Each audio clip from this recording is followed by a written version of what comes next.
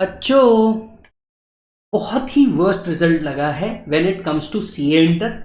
Average result लगा है when it comes to foundation. And बेहतरीन रिजल्ट लगा है when it comes to final.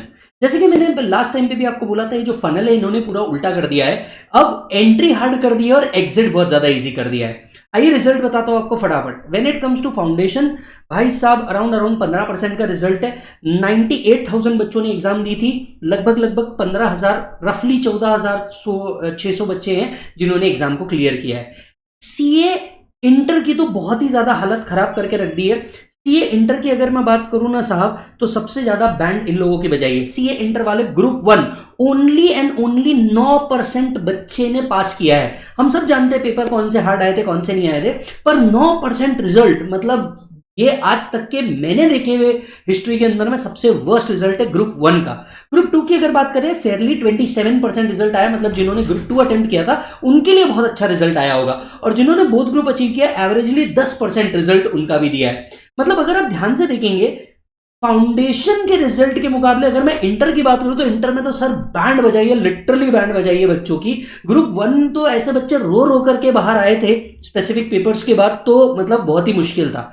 But यही जब मैं सीए फाइनल को कंपेयर करता हूं तो सीए फाइनल के रिजल्ट्स बहुत अच्छे लगाए। ग्रुप 1 के रिजल्ट लगभग 24% लगाए, ग्रुप 2 के स्पेसिफिक रिजल्ट 25% लगाए हैं। एंड ओवरऑल लगभग लगभग 16% एवरेजली बच्चों को क्या किया गया है, पास किया गया है, which is a very good result it comes to CA final. Yes और नो? अब अगर आप मुझसे पूछेंगे कि सर तो फिर हम लोगों ने क्या करना चाहिए सर इस तरीके के रिजल्ट के अंदर में, तो देखो एक बात तो बहुत क्लियर है, इंस्टीट्यूट ने बहुत स्ट्रिक्ट शब्दों में बहुत सीधी बात करी है। अगर तुम में वो कैलिबर नहीं है और तुम सोच रहे हो, तुम हवा में हो कि यार तुम सिर्फ रिवीजन के भरोसे पास हो जाओगे और पेपर में अच्छे से लिख के नहीं आओगे या paper up to the mark नहीं रखोगे, तुम कभी नहीं होने वाले। Institute has made it very clear that they need child, but they need a content oriented child. ऐसे बच्चे जो मेहनत कर रहे हैं, सही लिख रहे हैं, उनके लिए ये एग्जाम है, बाकी किसी के लिए नहीं। फाउंडेशन लेवल पे उन्होंने बहुत क्लियर कर दिया, बच्चों को बता दिया कि तुमसे बहुत हाई लेवल की एक्सपेक्टेशन है, कंसेप्ट तुम्हारे बहुत अच्छे से क्लियर होने चाहिए, अगर ये नहीं है तो तुम्हारा यहाँ पे कोई काम ही नहीं है। इंटर लेवल पे उन्होंने बहुत रीअफर्म किया कि तुम्हारे को अगर ये लग रहा है कि फाउंडेशन तो चलो किसी हिसाब से तुमने क्लियर कर लिया, और इंटर को जनरली जो ग्रुप 1 को तुम लोग बहुत हल्के में ले रहे हो, अगर तुम इतने हल्के में लोगे तो सर तुम्हारा काम नहीं होने वाला।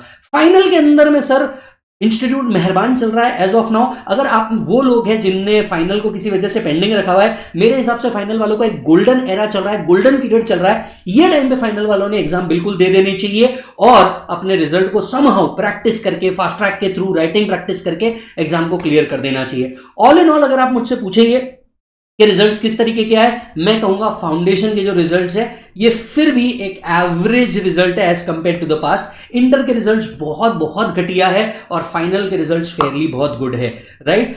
एज ऑफ नाउ आज जितने भी बच्चे पास हुए, हार्टिएस्ट कॉन्ग्रेचुलेशंस मेरे और पूरी एकत्वम की टीम की तरफ से। अगर आप आज पास नहीं भी हुए हैं, मैं आपसे कहूंगा आज कोई आपको डिसीजन नहीं लेना है, आप होल्ड ऑन कीजिए। हम अलग अलग स्ट्रैटेजीज वीडियोस भी लेकर के आएंगे जहां पे आपके स्टडी को वापस से स्ट्रीमलाइन किया जाएगा। एक बात याद रखिएगा, पास या फेल का रिजल्ट आपकी मेहनत डिनोट करता है, ये आपके कैलिबर को डिनोट नहीं करता। हो सकता है आपका कैलिबर बहुत अच्छा हो, आपने बहुत अच्छे से मेहनत करी हो, लेकिन राइटिंग में कहीं ना कहीं दिक्कत आती है। मैं हमेशा से, हर बार आप मेरा कोई भी वीडियो उठा के देखिए, मैं एक ही चीज पे फोकस करता हूं कि जब तक तुम लिखोगे सही नहीं, तब तक कि तुम पास नहीं हो सकते। राइटिंग प्रैक्टिस ही, आपको नहीं लगता, आप में से कई लोग खुद भी जानते होंगे कि यार कहीं ना कहीं राइटिंग प्रैक्टिस का ही एक दिक्कत थी जिसके कारण वो कंप्लीट नहीं कर पाए इस चीज को। ये चीज आपने मिस आउट नहीं करनी चाहिए, आपने जरूर राइटिंग प्रैक्टिस को पूरा करना चाहिए। आप कैसे और ज्यादा टाइम डेडिकेट कर सकते हैं, कंसेप्ट को कम राइटिंग को ज्यादा, वो आपको इस बार फोकस करना चाहिए।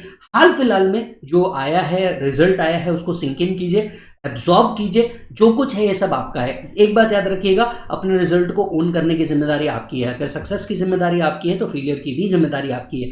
लेकिन मैं मेरे पर्सनल एक्सपीरियंसेस से आप सभी को एक बात कहना चाहूंगा कि घबरा करके भागना नहीं है। समझ में आ रही है बात? आप बोलोगे कि नहीं यार, मेरे को तो 2 अटेम्प्ट हो गए, मेरे को तो 4 अटेम्प्ट हो गए, मेरे को तो 5 अटेम्प्ट हो गए। आप ये सोच करके देखिए ये अटेम्प्ट लगे क्यों है। क्या ये इस वजह से थे कि आपने सीरियसनेस दिखाई नहीं? नहीं सर, मैं तो बहुत सीरियस था। अगर आप सीरियस थे तो क्या आपने राइटिंग प्रैक्टिस करी? क्या आपने आरटीपी एमटीपी को सॉल्व किया? क्या आपने मॉक टेस्ट पेपर्स दिए? क्या आपने टेस्ट सीरीज ज्वाइन करके पेपर दिए? अगर नहीं दिए तो सबसे पहले आपको ये करने के ऊपर फोकस करना चाहिए, क्योंकि शायद हो सकता है कंसेप्चुअली आप क्लियर हो, लेकिन when it comes to writing आप लिख ही नहीं पा रहे हो, जिसके कारण आपको अल्टीमेटली मार्क्स नहीं मिल रहे हो। बहुत सारे बच्चे एग्रीगेट में अटक जा रहे हैं क्योंकि वो एक ओवर कॉन्फिडेंस में जा रहे थे कि ये तो आता है, ये तो आता है, ये तो आता है। जब वो एक्चुअल एग्जाम देने जा रहे हैं तब उनको समझ में आ रहा है कि नहीं यार, ये तो मेरे से हो ही नहीं पा रहा। एक बात याद रखिए दोस्त, सही लिखना, कंटेंट ओरिएंटेड लिखना और सही तरीके से लिखने से ही आपके पास होने का रिजल्ट्स आ सकते हैं। बाकी आप कुछ अगर कहना चाहते हैं या रिजल्ट के बारे में और कुछ डिस्कस करना चाहते हैं, आप जरूर हम तक के रीच आउट कीजिए। We would love to discuss it with you. बाकी आगे के जो प्लानर वीडियोस है उसके बारे में मैं और बताऊंगा। डायरेक्ट एक्सेस के अंदर में क्या चेंज हुए हैं, फाउंडेशन की प्रिपरेशन कैसे करनी है, फाइनल के अंदर में अब क्या क्या करना चाहिए, इसके वीडियो आते रहेंगे। हाल फिलहाल में आप रिजल्ट को पहले सिंक इन कीजिए। All the best.